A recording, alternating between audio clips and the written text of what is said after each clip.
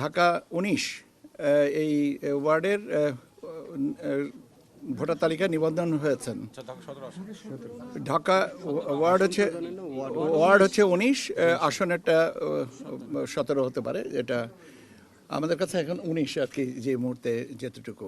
এটা আজকে নিবন্ধন প্রক্রিয়া যেটা আছে সেটা আমাদের বলা হয় যে ফর্ম 2।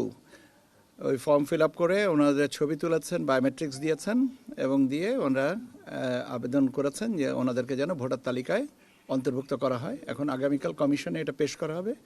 কমিশনের সিদ্ধান্তের পরে ওনাদেরকে ভোটার তালিকায় অন্তর্ভুক্তি নিবন্ধন কমপ্লিট করে গেছেন। এখন নিবন্ধন কমপ্লিট করে গেলেও এখানে আমাদের প্রসেসের জন্য সময় লাগে, কারণ এটা আপলোড করে আপনার ওনাদের ফিঙ্গারপ্রিন্ট এবং সিগনেচার ম্যাচিং, ফেস আইডি সেগুলোকে ম্যাচিং করতে হয়। ম্যাচিং করার পরে কনফার্ম হলে তখন আর কি ওনাদেরকে একটা ভোটার আপনার আমরা এনআইডি নাম্বার যেটা বলি সে নাম্বারটা দেওয়া হয়। তো এটা করতে কিছু সময় লাগবে। তো আই বিলিভ এটা আজকের ভিতরে কমপ্লিট হয়ে যাবে।